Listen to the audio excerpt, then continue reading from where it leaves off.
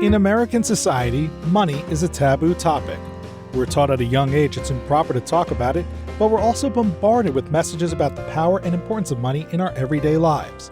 And by not talking about it, we miss out on the skills and lessons we need to effectively understand and financially plan.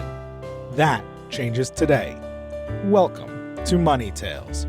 Hosted by Sandy Brager and Cami Doder, Money Tales brings more than 35 years of combined professional experience in personal finance to demystify money and demonstrate what it's like to speak openly about personal financial matters. Join us each episode as they interview modern-day movers and shakers about how money decisions intertwine with their daily lives in order to give you better insight into productive financial conversations. Subscribe today and register for our blog Fathom at aspiriant.com/podcasts to increase your money mojo. And now, here's Cami and Sandy. Marlis Jansen is back on Money Tales. Marlis was one of our first guests and shared her Money Tales in episode number 5. She joins us this week to talk about the HEARTS framework she developed for achieving financial well-being. Marlis describes financial well-being as possessing solid financial skills and deep emotional intelligence about money so that we can meet our financial responsibilities, reduce stress, and live more purposeful, joyful, and impactful lives. We go deep into HEARTS in this episode, which is an acronym for each of the components for achieving financial well-being. Let me tell you more about Marlis. She is a licensed psychotherapist and certified coach who is trained in wealth psychology. In addition, Marlis is a 6th-generation member of a family of stewardship. This combination of professional training with lived experience gives her a unique perspective on the nuances and complexities of owning financial wealth. Here are 3 key money topics Marlis hits on in this conversation.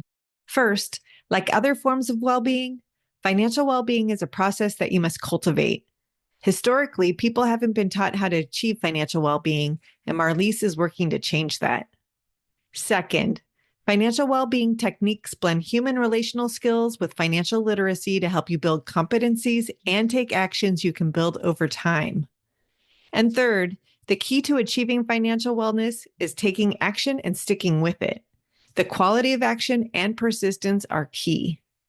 Now it's our pleasure to bring you our latest Money Tales conversation with Marlis Jansen. Welcome to the Money Tales podcast. I'm Cami Doder. And I'm Sandy Brager. Cami, I was in New Orleans last week with my family, and I want to share a money tale that I have from that visit. My family and I were walking through the French Quarter, and a person had this tray that looked like food. It looked like candy. And he said, "Hey, come try this." So we picked up a piece, and it turns out it was soap. We're like, "Oh, well, that's cool." He was very charming and engaged us in conversation. And before I knew it, I was sitting in his shop in the store, and he was applying all kinds of beauty products to my face.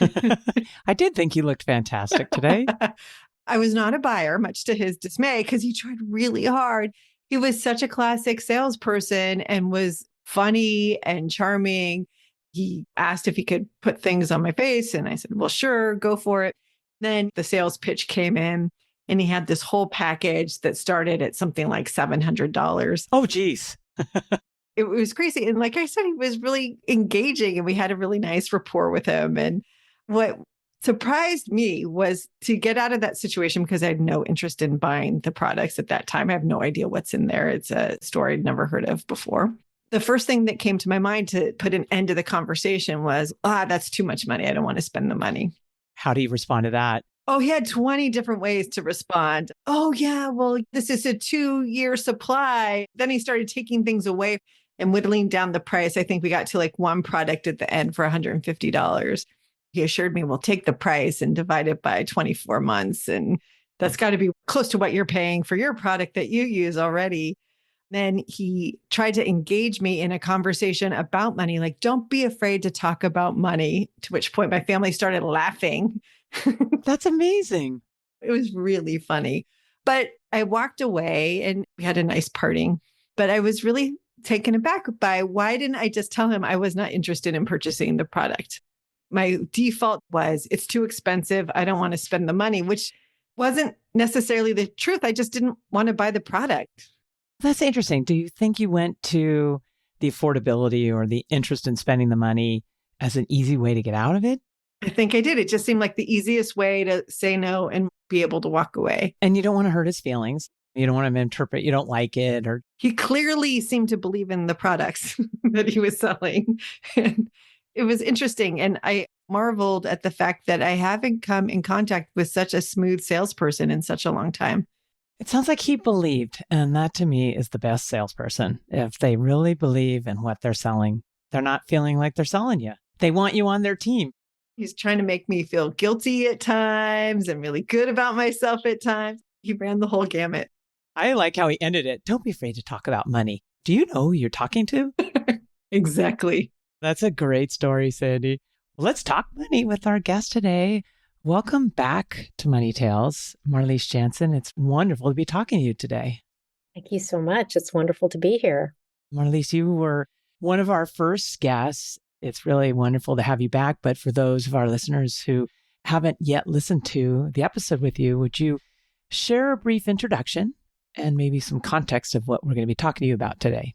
I am a licensed therapist and a wealth dynamics coach, which means that I work with individuals, couples, families, and family offices around the emotional and psychological impact of money and wealth on relationships, as well as personal and professional ambitions, in service of helping people lead more joyful and impactful lives.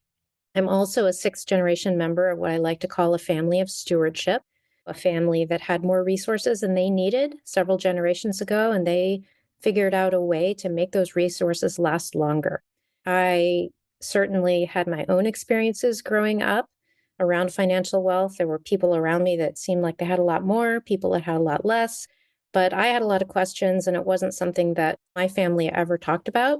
I didn't know how to get skills, really, because it just wasn't something that was supported in my family. So I grew up to be a financially pretty illiterate adult.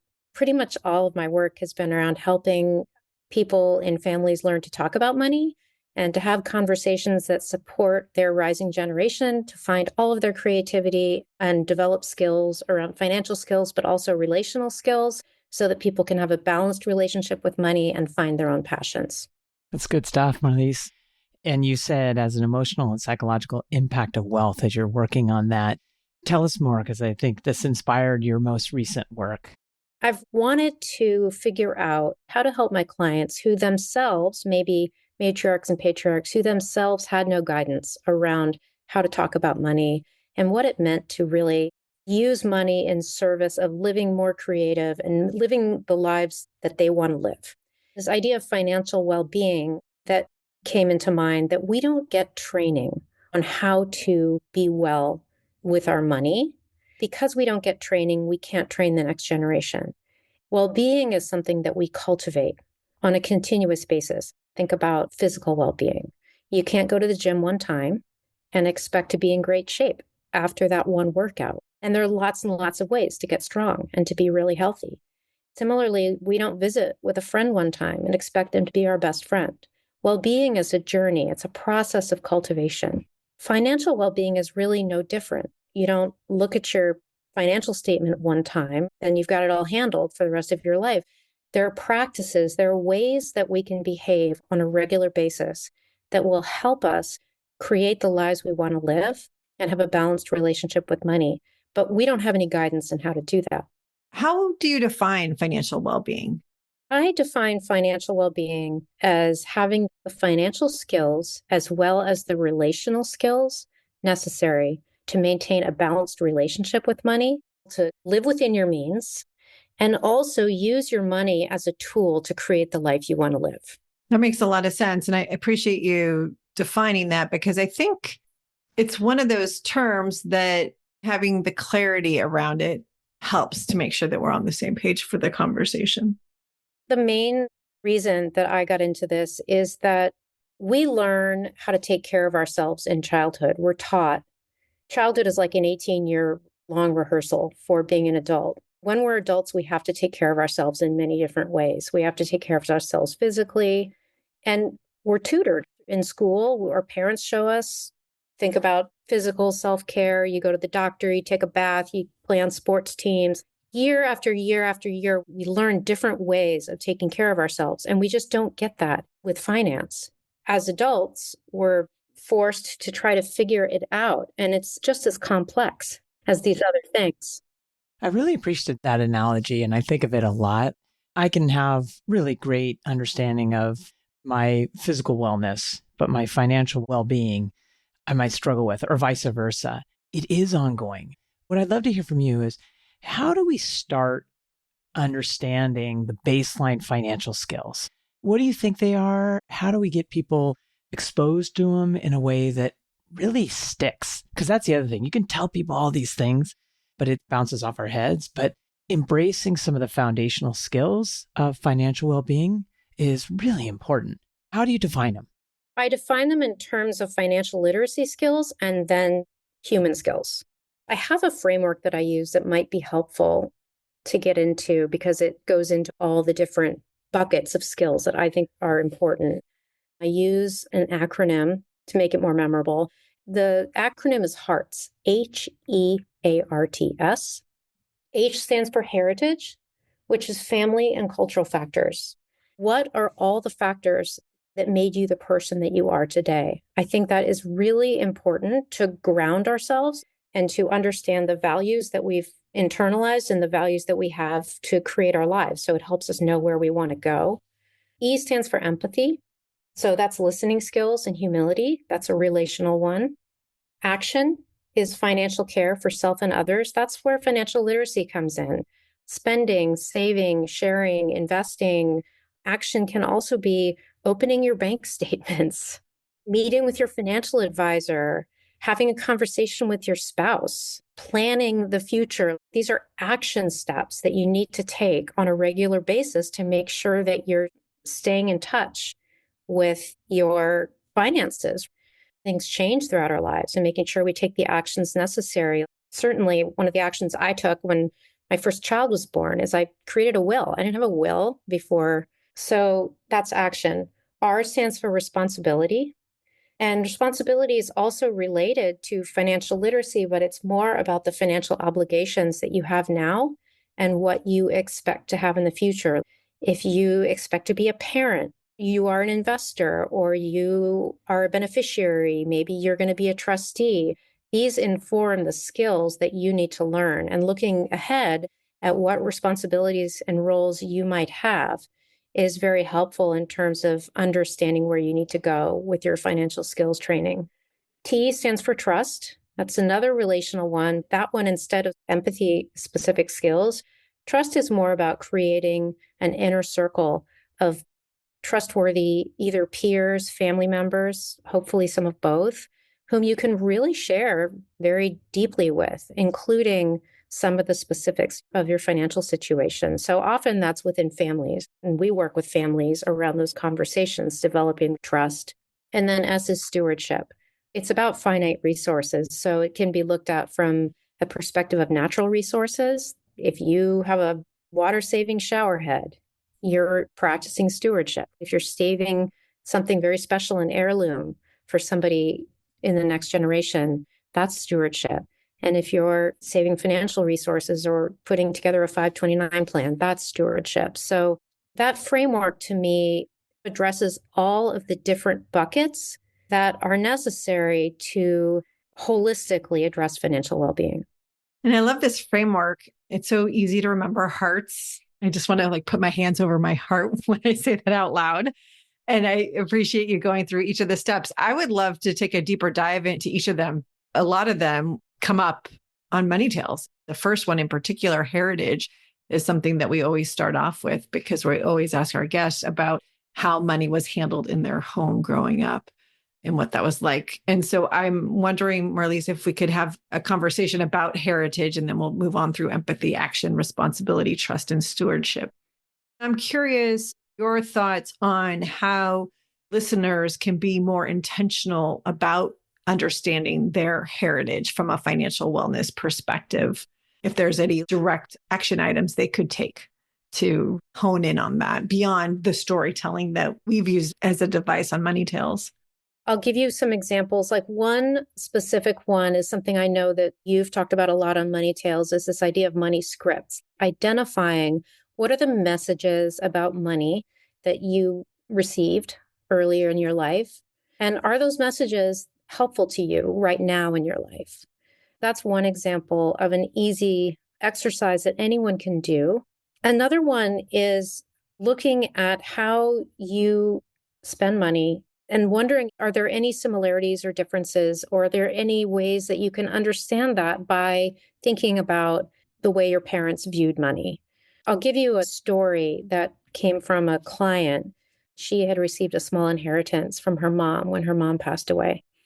And she said, I can't even bring myself to call those managers at Fidelity back. I don't know what the deal is. I want to be smart, but I can't call them back.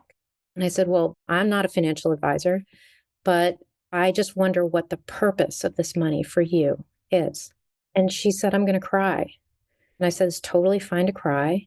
Through her tears, she told me that when she was 8 years old, her father had deserted the family. Her mom was a stay-at-home mom. She and her mom and her two siblings had to move into a homeless shelter. And for 9 months, her mom went to worked 24/7, made enough money so they could finally get their own home again.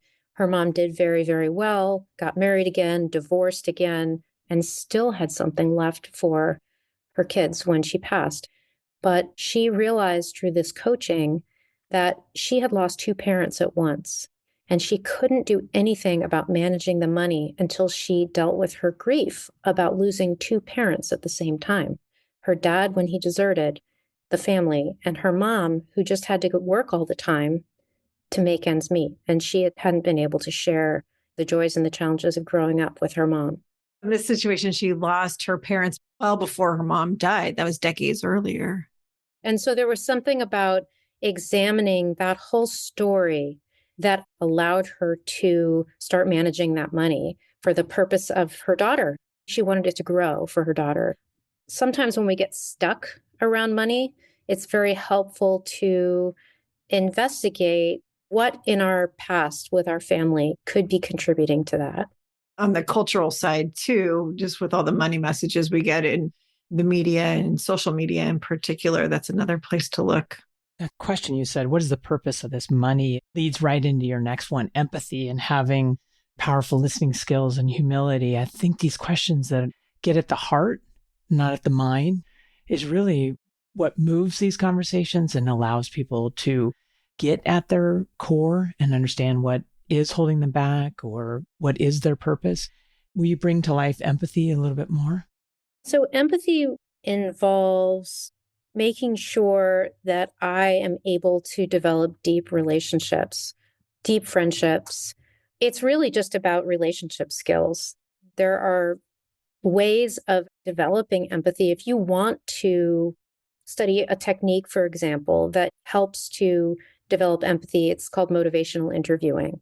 And motivational interviewing is a way of learning to listen and reflect and make sure that you are taking another person in.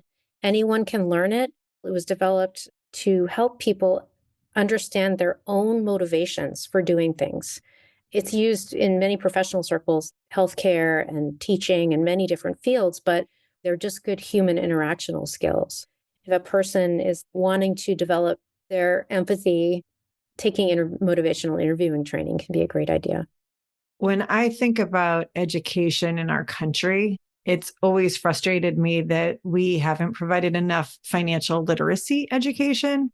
But as I've grown more in my career and in my personhood as an adult, I've edited my perspective. And I think even before financial literacy, we should have a lot more training on these relationship skills, including listening. I'm really glad you brought up motivational interviewing. Cami and I talk a lot about the book, Nonviolent Communication. And then there's another book I've been reading recently, which is called Super Communicators. I've just become fascinated with the importance of learning how to listen and how key that is to building our relationships. That is something that we are trying to demonstrate on this podcast, the importance of being able to listen in money conversations and really hear what someone else is saying, as opposed to listening while constructing our next statement or question. That's always a challenge for people. One of the most difficult experiences a human being can have is the experience of not being truly seen or heard. When I express empathy toward another person, the other person feels truly seen and heard.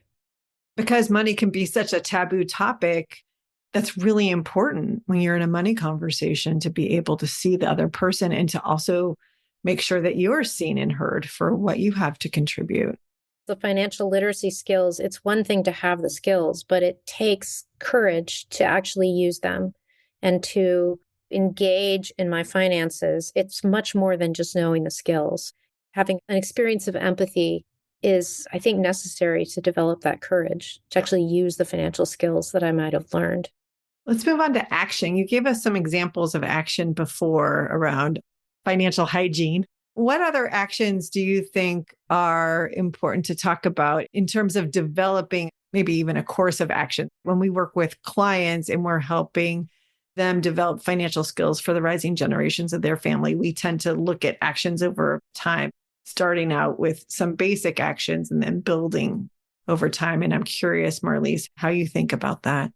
We think of it the same way, and we start with the most basic thing, which is financial footprint. What am I spending? What does it cost to run my life?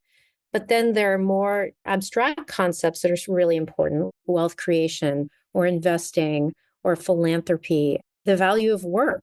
Even that, there are actions around how do I look for a job? How do I negotiate a salary? Those are important things. We start with the most basic financial footprint and tracking expenses and budgeting and those types of things, but you can work your way all the way out to legacy. We've covered three of the areas of heart so far: heritage, empathy, and action. And we've talked about them as being distinct pieces of the financial well-being picture. But certainly as we stop and look at those three, there's a lot of layering, because some of the actions that you're teaching the rising generation, maybe you're teaching yourself, maybe you're developing with your partner or spouse or even a good friend, that will be impacted by the heritage aspects of your money life, and also your ability to bring in those listening skills and those relational skills. It's a cultivation, it's a process, it's a journey, because as we grow and have different kinds of relationships, we have to revisit these things. It can be very overwhelming to consider, I have to do all these 6 things all at once, everything everywhere all at once. We don't.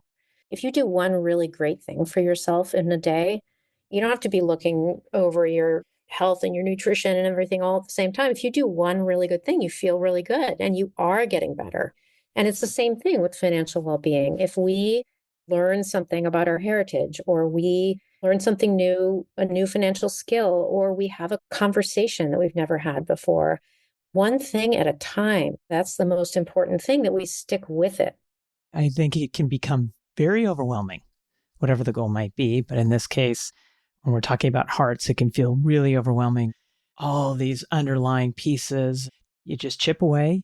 Maybe you have a big rock and you focus on that. Maybe it's the next one, responsibility, really understanding your obligations, being conscious of it, perhaps even talking about it. Share with us how responsibility comes up for you when you're working with your clients. We work with a lot of beneficiaries of trusts. And one of the things we do with them is we have them meet their trustees, and we help them develop a relationship with their trustee that is not just asking for distributions, but it's more like their trustee gets to know them as a person and gets to know what their aspirations are and gets to know what their challenges are. By knowing them as human beings, which takes meeting on a regular basis, the relationship becomes different, and the trustee's ability to serve the beneficiary is way, way improved. It's not just making sure that the terms of the trust are adhered to. That's one thing I think of when I think of responsibility. Another thing is children, or often young adults in families that are very philanthropic. How do we have the conversation about philanthropy that really engages that rising generation and what's important to them? Maybe the parents or the grandparents have established a foundation, and the parents want the younger generation to feel a sense of duty toward the foundation, but how do the younger generation see their responsibility in terms of philanthropy? What do they know about philanthropy? What do they want to know? It's these conversations that are focused around what the family is already doing and what could come up for them. That's one of my favorite ones from a money conversation perspective, because I think if you ask people what their financial responsibilities are, they'll have good initial responses. But when you start asking more questions and getting into the conversation, I've seen people be able to connect dots much better. I always think about it from the perspective of what if your life ended much sooner than you expected? What would you want for your surviving family members? And that goes much deeper into responsibilities than the idea of like, oh, well, I think I just need some insurance. It allows you to paint those pictures of what does that really look like for you? This framework is meant to be just that, a framework. It's not a how-to, because that client, when they ask that question, is going to come up with something completely different related to responsibility. That's really important. All these categories are meant to be ticklers for every family or every person to live into them in the way that is important for them. The next one is trust, emotional and financial safety. And it's not top of mind for clients, but it's so important. When people think about their finances, in my experience, they haven't been thinking about trust right off the bat. Trust is everything. It's always operating under the surface in all your conversations. The history of a trust comes from the Middle Ages, where a knight or somebody would entrust property to somebody at home when they were going off to battle because they didn't know if they were going to come home. What we know of as a trust, the whole history of it is formed in the concept of trust. Which is funny because I think many people think about trust as a tool to manage distrust. I don't trust you to be able to make your own decisions about money, so I'm going to put this money in trust for your benefit. That's ironic. I know. Most of what we do with our clients is helping them find their trusted inner circle and then develop that trust through the right conversations. And so, whereas empathy is really about the particular skills you can develop to see another person and develop relationships, trust is about creating that social strength of an inner circle that allows you to be secure. Be vulnerable, ask questions. This makes me wonder what happens when trust isn't present, because oftentimes in family dynamics, it is a missing component. Oh, I've always had a rivalry with this particular sibling. I don't trust them. That can cause families to face some challenges. Well, one thing that happens is family offices split apart because the family members that are clients of the family office don't trust each other and they can't make decisions together. So that's a very real consequence of lack of trust that I've seen many times. Also, people just don't invest together. There are economies of scale you can get through investing together. Sometimes you can't get access to a certain investment because they have a minimum. Families that can come together to make investments together get opportunities that other families don't. And then people, they just don't talk as much. They don't spend as much time together. Like there's a lot of social ramifications as well as financial. But when trust disintegrates, there are real financial consequences of that as well as the social ones. So that takes us to our last one, which is such an important one, stewardship, impact beyond ourselves. And I think about this personally with having two young daughters and talking to them about they like to do little jobs and make some money. They'll talk about what they're going to spend. And I really like at a young age, small dollars, to talk about how they can impact beyond themselves. I'm glad it's in this acronym because it's so critical to teach this. How do you see this come to life in your clients and working with them? There is no situation that I know of where resources are not finite. A few things. One is that in families where there are beneficiaries of trust that have been set up 1, 2, 3 generations ago, we help our beneficiaries connect with the gratitude that they feel or get in touch with gratitude if they don't necessarily feel it yet, but most of them do. And we help them understand what it means that somebody thought that their resources might benefit somebody that they never would get to meet. When we work with our clients, we have those conversations with our own kids. They have had the chance because my dad started a little trust for them. And it's not that much money, but it's an opportunity for them to actually write a thank you note to a grantor who is still living. And so with all of our clients, when there are grantors that are still living, and we are working with several of our clients right now on making choices in their estate planning process, they will have the opportunity for their next generation to know about those choices and to respond or to acknowledge them. It's a wonderful opportunity when a steward is still alive to be acknowledged. That gives me goosebumps. That's so wonderful. And it highlights the circular notion of hearts, because that feeds right into the heritage and the empathy and appreciating action that was taken and showing responsibility and trust related to it. And I will say too about stewardship that most of the young people that we work with have a sense of what climate change is doing to our planet. I too am very nervous about the impact of climate change. They understand stewardship of natural resources very, very well. That is a teaching tool because when we talk about stewardship of financial resources, they already get what finite resources means, much more so than I did when I was a kid. I wasn't thinking about climate change. Marlis, this is such a cool framework, and I'm so glad that you've developed it and that you're sharing it with us. I hope that our listeners will give it some real good thought and find ways to put a spotlight on these different areas of their lives in order to have more meaningful financial well-being you talked about.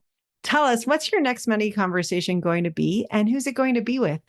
My next money conversation is actually a continuation of a money conversation I started last weekend, and that is with my husband around our money rules. We thought it would be really interesting to look at what our money rules are.